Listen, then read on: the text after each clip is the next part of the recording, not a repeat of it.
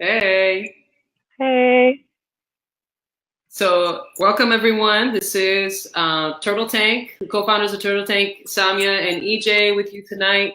And we've got our wonderful, beautiful guest here, India Harville, who is a new addition to our team. In full transparency, and well, new. You've been with us for about a year now, right? Yeah. Um, EJ was like a couple months. I'm like, nah, it's not a couple months. Well, I was like, time flies, yes. you know. She was like, really? It's been since November? I was like, yeah, since last November. And so we're very excited to have India with us tonight, talking about her experience with Turtle Tank as a community member, which she was first, obviously, for that first year, and then ended up joining us as a team member because of really her exceptional and really keen understanding of the work and the framework, just kind of like it was second nature to her. And just her brilliance and her impact in Turtle Tank. And so, when it came down to looking at the kind of support that we needed, India was kind of a perfect fit and a no-brainer for us. So we just thank India for being here and for being such a wonderful kind of team member with us, and also bringing her expertise to the table. And that's been really, really great for us in our growth and our development and our transformation through this process that we had like this last year. So I want to introduce India a little bit, but before that, just remind everybody that this is the Me First series, and we have people that are sharing their stories. We call them the OT, the original turtles, people that started with us very early on. And India is one of those folks, and ended up joining our team a year in. And we're going to continue moving forward. So next we'll be speaking with Aurora Levins Morales, who's an incredible writer, activist, speaker, etc. And we're excited to have Aurora on board as well. So stay tuned with us. Keep coming back to this. And you're going to continue to see stories from the community over the next few weeks at least, and if not more than that. So we might just keep going. So, all right. So the Me First campaign, putting ourselves first as an act of radical love and freedom. And I'm going to go ahead and read India's bio to start, and then introduce India a little bit more informally as well. I think I started to, but I want to read her bio up front. I think it's important. And India, I know this is the shorthand version, but I hope you forgive me for that. So, India Harville's our community engagement specialist at Turtle Tank. India is a performance artist, somatic educator, social justice educator. India serves as the community engagement specialist here, where she helps facilitate the member journey for collective incubator members. The unifying thread in India's work is supporting people working with their bodies as vehicles for personal and collective growth and transformation. India has a BA in psychology from New College of Florida and an MA in integrative, and well, my goodness, I can't say that word. Health studies from the California Institute of Integral Studies, as well as many trainings in somatics, bodywork, social justice education, and coaching. We're very excited to have you here, India. Again, I think the way that you are able to you have such an expansive way of looking at things, and then a really beautiful way of articulating that expansion in very simple ways. And I think that's one of your skill sets. And I just wanted to kind of thank you for that. And also being a bridge and mediator, and really wonderful space holder. Welcome, India. So we're going to talk about some really wonderful things today. And so, being part of this team, I think we kind of become family in a particular kind of way. And, India's kind of family already, and walked into the team, and now it's even more that. So I'm going to ask you some poignant personal questions today. So are you ready for my first question? I am. I really want to say thank you for having me here. And I had been in a lot of other business coaching programs before I found Turtle Tank, and immediately I was like, this is it. This is the real thing. And the journey just keeps unfolding and giving back to me and blessing me deeply. So thank you both for being my teachers and for changing my life, because Turtle Tank really did. Thank you. Yeah, we're getting changed over here as well, so appreciate it. Thank you for those words. Um, all right, ready for my first question? Yes.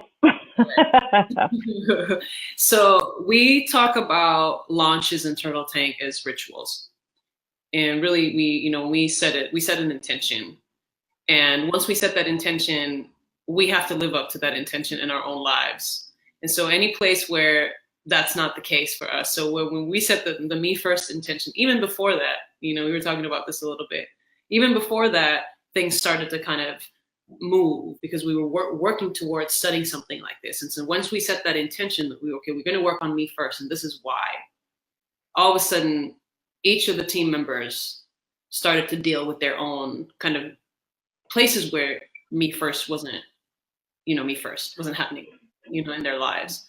And so I'm curious about your experience, India, as both, a community member, but particularly a team member through this launch, and how this launch has impacted you in your life, in particular with regards to me first.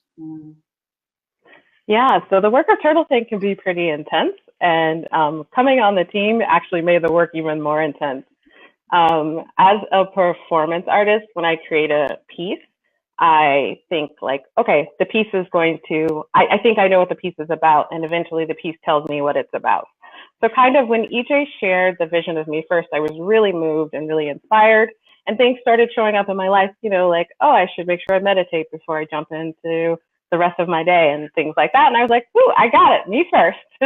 And then it was like, no, that's just the surface. And then the real work kicked in. So I think during this launch, I was in one of the most intense flares of a chronic health condition I have and a chronic pain condition that I have. And if you had told me before this campaign that I wasn't living me first around my health, I would have been like, yes, I am. I got this.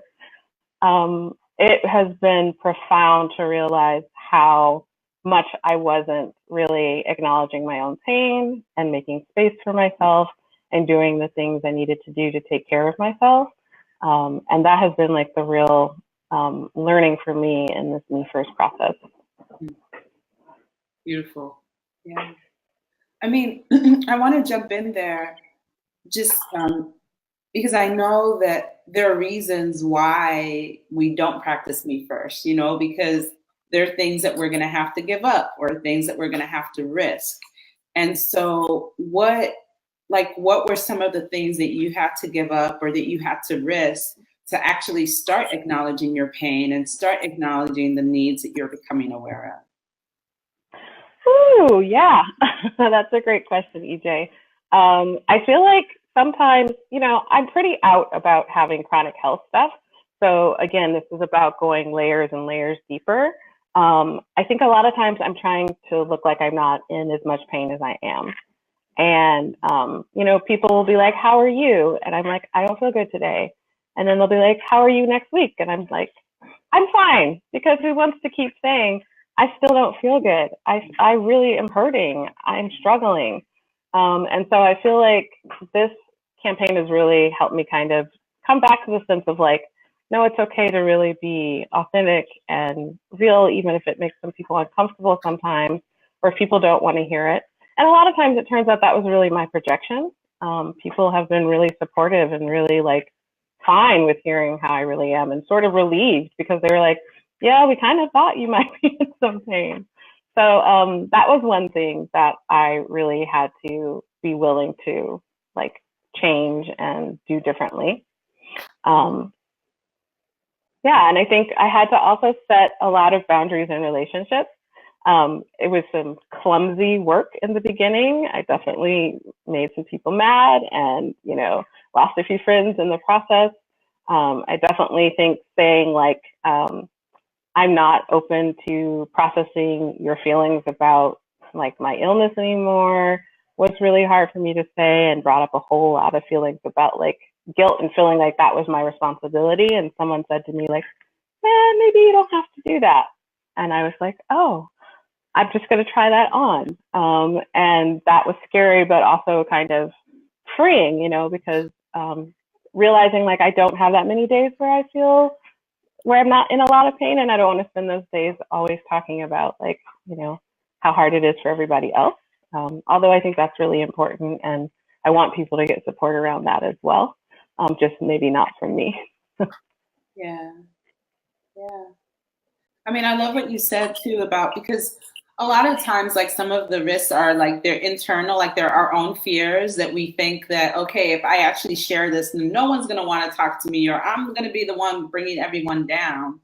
And then realizing like, oh, some of that stuff is actually our own projections, and the opposite actually happens in terms of like people feel closer to us, so they feel like they know how we can help us, or they knew we were lying anyways when we were saying we were fine, And then, there are the other layers of risk that you're talking about in terms of like setting boundaries and actually like losing relationships or having things like shift in a drastic way where it's like, yeah, things are going to be different and your relationships may change and you actually may lose some. So it's like, it's very real, that fear that's there. Yeah, but it's actually been a rewarding process. Again, like, so much intimacy opened up for me with people, and so many people who connected with me who are like, I have a lot of pain too, or I'm suffering from a chronic health or a chronic depression or something like that, and I can relate to the things that you're going through. And so I feel like it was worth the risk for sure. Mm-hmm. Great, thanks, Cynthia. Well, I wanna ask the next question, and I guess it's kind of linked to this. AJ and I both started these conversations around the concept of death, and I'm curious. You and I have talked a little bit about this. But what's the relationship between death, the body, me first, and purpose? I'm combining them all together for a reason. Wow. I feel like so much of my work is about the body and disability justice. And inside of that work, I'm constantly looking at people's fears around illness and disability and dying. And I feel like, for me, I think facing my own fears and issues around those things is very much linked to being able to be of service to the people that I talk to about those things and I work through those things with. I also feel like there's something for me where, as I experience, I think there are times when my pain levels are really intense, and sometimes I'm like, oh, like death could be better than dealing with this level of pain all of the time. Right. And part of kind of finding a sense of like why I want to keep on living and why, like what's on the other side of that, what's on the other side of feeling like it's worth living, it's worth surviving through this pain for, is sort of like, that's where I find the sense of connection to my purpose, and the sense that like, I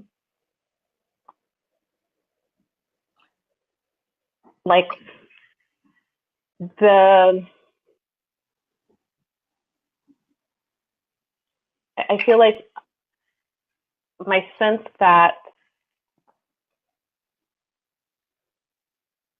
it was worth it to survive is informed by the beauty that cracks open inside of those experiences of really finding some tenacity and finding some sense of like what will make me hold on. Right. And so they have this kind of, the relationship kind of goes both ways. Like my purpose is a part of what keeps me able to go through these death and rebirth cycles. And the death and rebirth cycles are also like what inform and enliven my purpose. And I think the body is just the vehicle through which that work really happens for me. Yeah, I mean, there's so many layers to this question. Yeah, I really appreciate it is kind of like the the reason to live, right? Is that purpose, that North Star, right? And so I feel like, sorry, we have our little dog barking. I almost feel like, you know, I'm losing my train of thought here.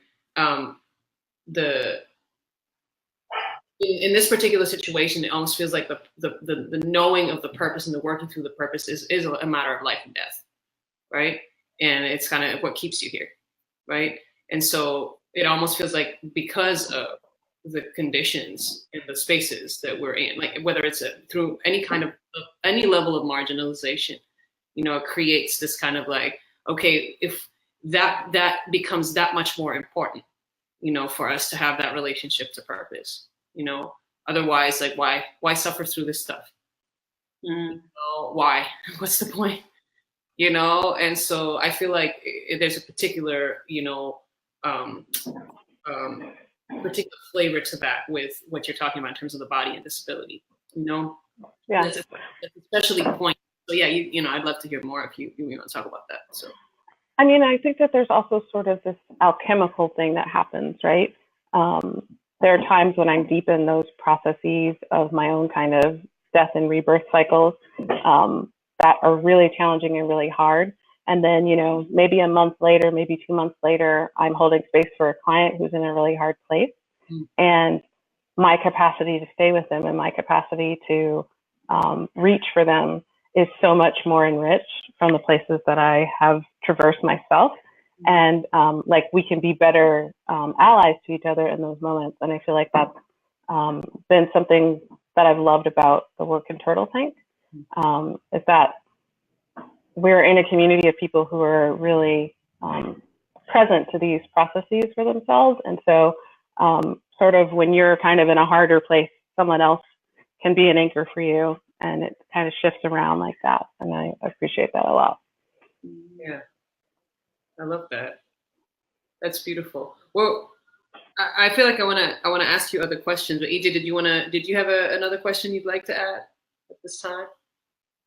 Well, I mean, no, I mean, I was curious to just hear more about this piece, because I think it's so powerful around the how like those experiences of like shed and release and the grief and the struggle that comes with that also help to refine. I think that was the word that you used, like refine or clarify your purpose.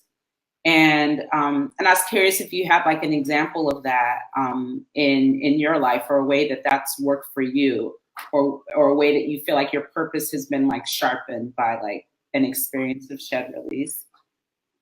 Yeah, I even think that this launch was a process like that. I coming into Turtle Tank, as we were sort of figuring out how I could best be of service and what my role would look like, I didn't immediately think like, oh, my work is so body-based, it's got to be a body-based role for myself. You know, I thought about some of the other work that I do in the world in terms of consulting and coaching and things like that. And my mind was going in those directions. And then, of course, hitting this major flare, I realized, oh, like I need to tend my body. And when I tend my body, there's so much joy there. Like that is also like the place of my deepest happiness and my deepest expansiveness, although it's the place of my deepest pain at the same time. And so like when I realized that, I was like, oh, I haven't been thinking about my role at Turtle Tank the way that really makes the most sense. You know, I actually want to lead from the body and build everything else from there. And that totally reframed my sense of my work in Turtle Tank, but also reframed my sense of my work everywhere. Because I think like, that's what I love about this work. It's not necessarily like you're always way off base. It's just can be like this subtle refining that can bring so much more depth and clarity and a sense of alignment. And I think, you know, that it makes me really excited to get more and more in alignment. And I think Turtle Tank also has taught me that, you know, that's an ongoing process. This evolution is going to keep happening and things change over time. You know, like that's where I'm at right now. And like 3 years from now, like something else may feel a little bit more central or more important to move to the foreground. And I think having a space that allows that is really exciting. And part of what allows us to realize those transitions and to realize that we need to make a change is to allow those death and rebirth cycles. Yeah. Thank you for sharing that. I think a lot of times, like, you know, that's definitely something that I had to like go through in terms of like shifting that mindset or idea. And I think the way I used to approach purpose in the past was feel like there's a purpose and I need to get clear about it and I need to figure out what it is and kind of get to that place. And when I was met with like struggle or challenge, I was like, oh, this is my fault. Like, I'm not this enough, or I'm not good enough, or I didn't go deep enough. And like really that shift that you're talking about of realizing like, oh, wait, it's an ongoing practice. We're ongoingly getting, you know, feedback from like the world around us and from other people. And instead of using that feedback to beat ourselves up, we can use that feedback to get clearer about what it is that we're excited about and what it is that we feel drawn to do and what we feel called to do. And so I love how you named that. Oh, EJ, you know that I am a serious perfectionist in recovery. And so I totally relate to that. I really want life to be like, I've figured it out. I'm done. I've got it. I've arrived. And it's really not like that. And I think something that has been really supportive to me and something I really had to learn and like have not mastered, like I continue to need to practice this and get a lot of support from Turtle Take around it, is to be willing to surrender to the unknown and just let go and see what happens. And I feel like a lot of times, part of, I think, what was challenging for me in my Me First ritual launch was also that I get to places where I just want to hold on and I want things to be the way they were, and why do things have to change? And it was just perfect last week, so why does it need to shift this week? And just understanding that like that's not how things work in nature. That's not how things work in the world. And to be able to move in a different kind of way has really opened up a lot of possibility for me and lets me soften, you know, like, and every time, like maybe I let go a little earlier, a little easier, and that feels good. Right. Because this suddenly happened whether you want it or not. Right. Right. You're gonna, you know, go through it kicking and screaming, or are you just close your eyes and relax and like slide, you know? And I think and, you know, with the least resistance and the least pain possible, you know. But it's so tricky, you know. And what I was thinking about when you were talking is, you know, as marginalized people, you know, who have to kind of prove themselves to survive oftentimes in certain spaces, you know, we're not given the space to relax and experiment and surrender, you know, and that's kind of a matter of life and death as well. Right. And so finding the place out of that, right. And historically and ancestrally, you know, you're talking about, you know, all sorts of things. And I love to hear your thoughts on that, you know, is the vigilance and the perfectionism is a matter of life and death. Right. And so it's not wrong. It's just that we've been trained. It's a survival mechanism. So now when we're trying to figure out how to live differently, because that maybe isn't serving us in all the spaces that we're in, you know, maybe it is serving us in certain spaces, but not others, you know, how do we shift in and out of that, you know, in a more strategic way, you know, where we can say, okay, now I'm playing and now it's okay to play and I'm not going to die if I play here, you know what I mean? And I'm not going to die if I surrender here. You know, but I think there's something so intricately linked to being a marginalized person, not being able to experiment, feeling like you always have to prove yourself and you can't make mistakes because mistake is a matter of life and death, you know? And I remember even like having a mentor of mine say that to me once, like, you know, I was like, oh my God, a matter of life and death. And she's like, is it really though a matter of life and death, this particular issue? And I was like, wait a minute, whoa, it's not. But I feel like it is. Why do I feel like it is? Right? And so, you know, I'm curious about that.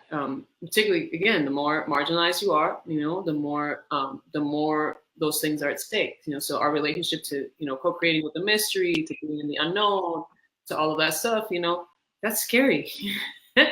And for centuries, it has been a matter of life and death, you know, through ancestral trauma, ancestral wounding, you know. So I'd love to hear more about that from you.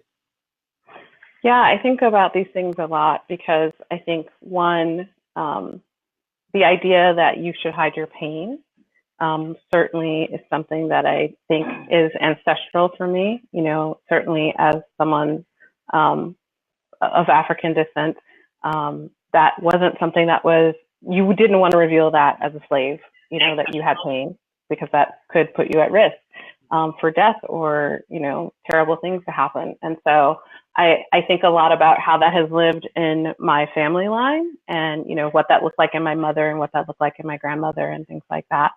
And I think also that my family line, I don't think it was easy for people to acknowledge their pain. And I think that exacerbated their health conditions and may have been part of like why people died so young, or why people died of things that might have been preventable. And I think that really, I'm struck by that. And then I think, with respect to the idea that you don't have to be like perfect, I mean, I feel like so much of my training as a young person was about like being on and being together and having everything, all your ducks in a row.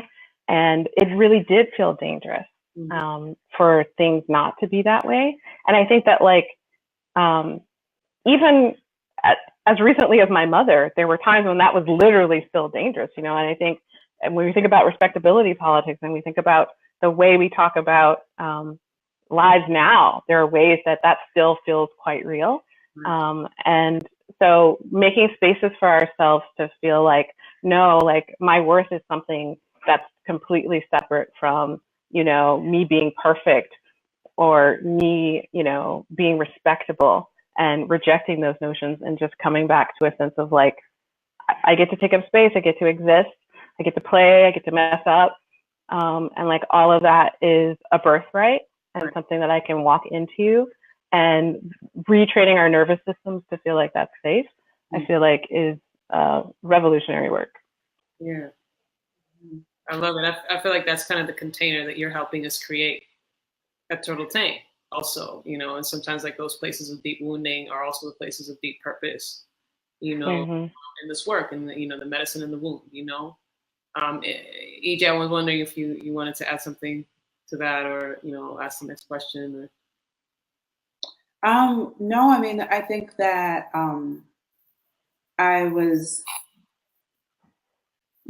just curious about, you know, what you do feel comfortable sharing about your radical purpose, you know, either like the realm that it's in, or how you came to it, or, you know, how you remember it during the day, or how you remember it doing your work, like just kind of like the role that tool has played for you, like through this process of like remembering and re-anchoring in our day-to-day about, you know, why we're here and how like our struggles are connected to like what it is we're here to contribute. I love this question, EJ. There are lots of ways that I connect into my radical role. And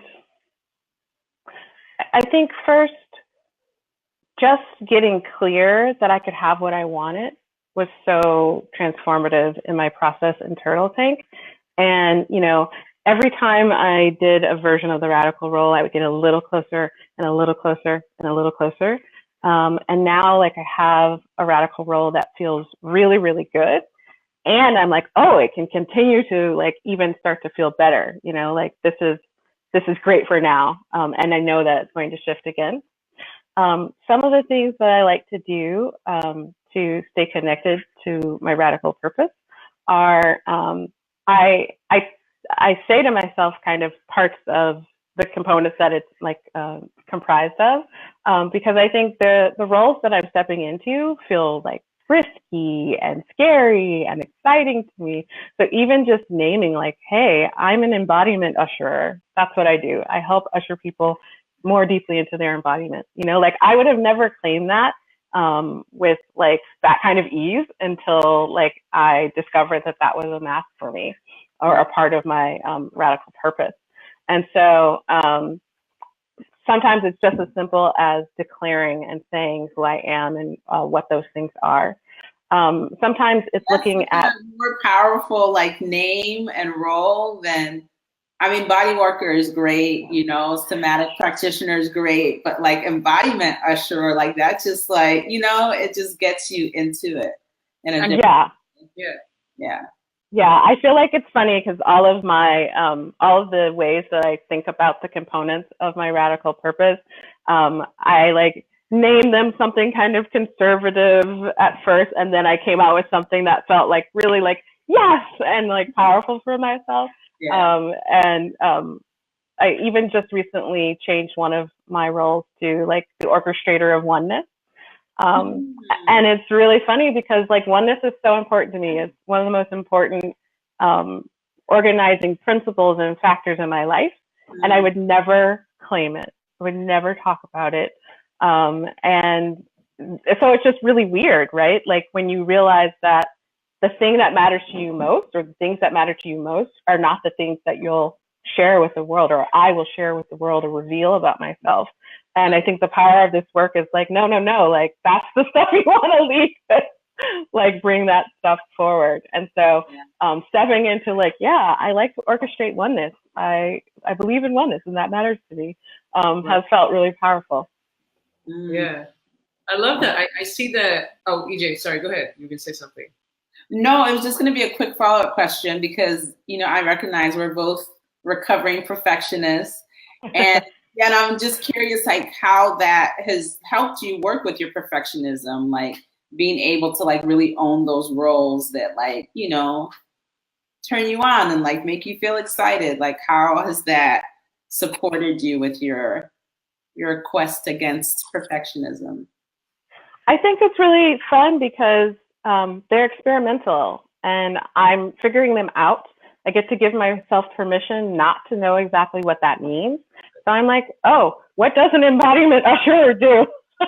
I don't exactly know. Let me try this out. Okay, that worked okay. Let me try this out. Oh, yes, that really fits, you know? And so I feel like it's back to what Sonia was saying. It's that opportunity to play, that opportunity to give yourself like a little bit more freedom and a little bit of a sense that like you can try some things out and you're going to survive and it's okay. Yeah.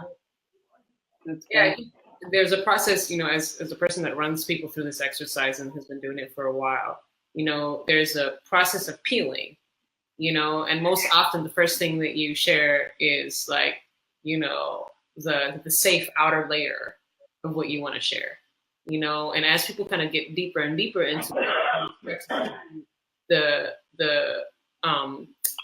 kind of creative juice emerge and the whole thing comes alive and it's constantly kind of telling you what it wants to be, you know, and you're like, oh, you know, wait a minute, I get to design my job in the world, like my work in the world, how I want to design it, you know, wait, it doesn't have to be this like, you know, and it's normal for us to kind of rely on some of the existing kind of definitions, you know, but there's something so powerful about owning the unique ways in which we show up, you know, and the unique position that we play, because nobody else can articulate it but us. You know, only you can articulate this, you know, the usher of, sorry, the embodier of oneness, is it? The usher of, I'm trying to remember. The usher combined too. I like that though. I might try that on. I'm trying to remember which one it was. It's like the embodiment usher and the other oneness one is what? Oneness orchestrator. Orchestrator, right? Because I'm not familiar with the newest one you have, right? Because you've been it's brand new, yeah. Right? And so, I mean, that's radical because, you know, you're here to tell us what you're here to do, right? And if you just stick to the status quo, then we lose out on the unique gift that you are, you know, and the potential and the possibility of being the oneness orchestrator that, you know, nobody even knows what that means yet, right? We're like, oh, what is that? How is that going to help us? You know, what are we going to do with that magic? You know, there's something about really defining that actually, for me, breaks open the ways we even think about jobs, the way we think about the economy, the way we think about, money making, the way we think about, value and in this kind of heavy production focused space, that we live in, where we have to prove ourselves. When in reality, if you go in, and you examine like unique value and you emerge out with that, you're immediately magnetic, and all of a sudden, and there's a there's a what's the word I'm looking for? There's a persistence that we have to stick with. Because sometimes when you're emerging out of that, people are just like, what the heck is this? Who cares about that? Right? But as you start to kind of activate it, all of a sudden it takes a life of its own, and something that maybe doesn't even exist, anywhere else. And that creates new possibilities, new fabric in the world, new worlds altogether, worlds of radical love and freedom. We talk about that, So there's something really beautiful about witnessing you coming into these really unique, ways of expressing yourself.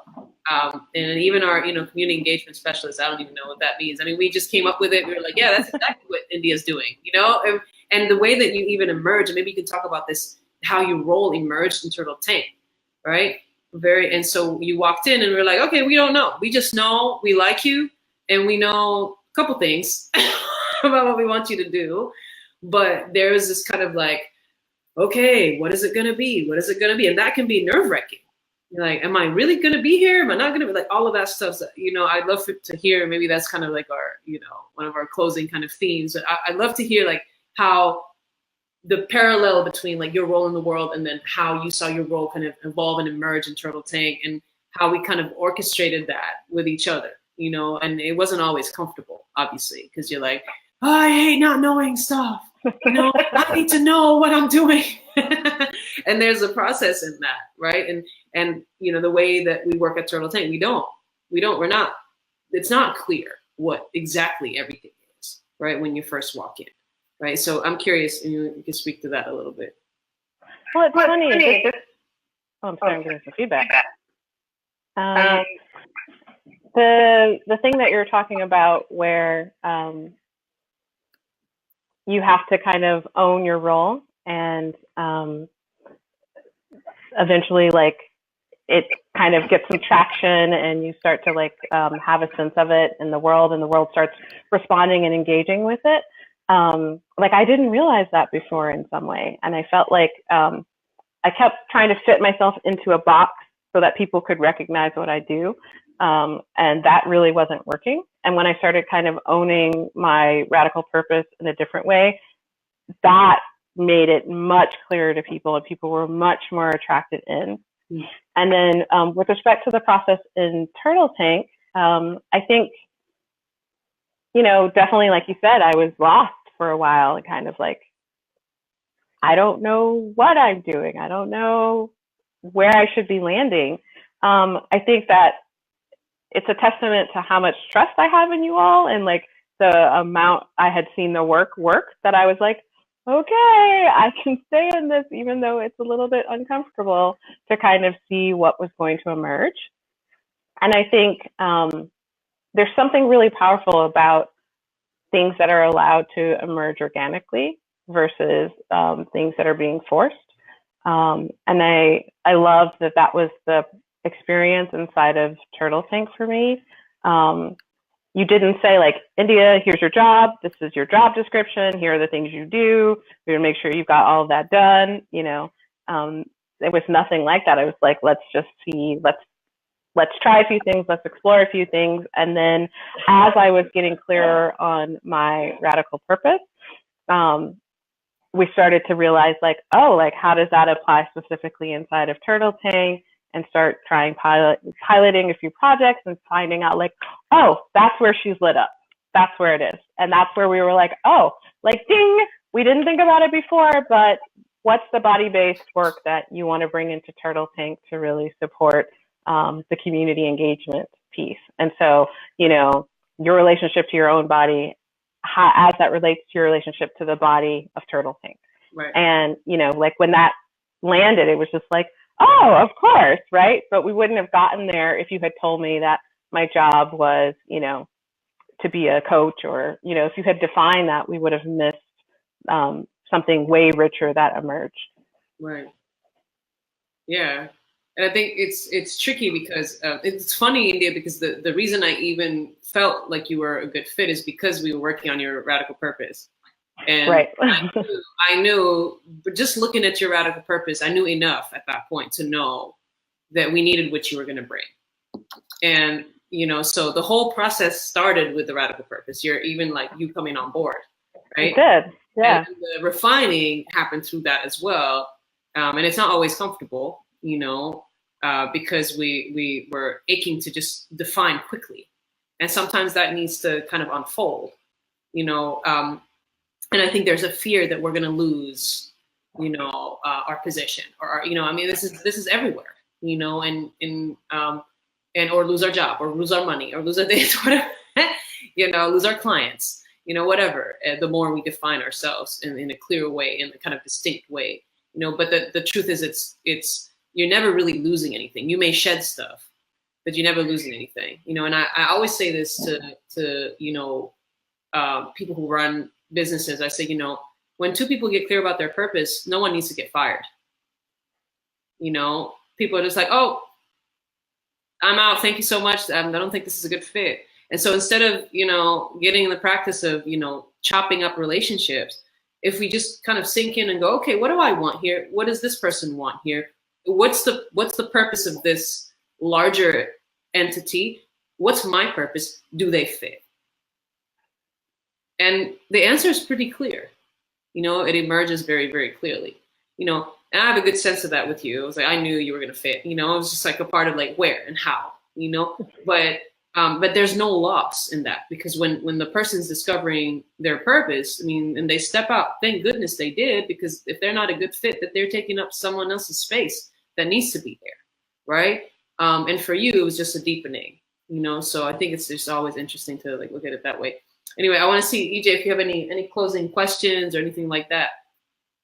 No, I mean, I think that was a great question to kind of close on. You know, that just kind of came back to a lot of the points that we talked about in terms of like the experimentation and the willingness to like take risks and just surrender and see what happens, and let things like emerge, you know, and clarify through action, right? Like not trying to think our way through it, but actually feeling our way through it.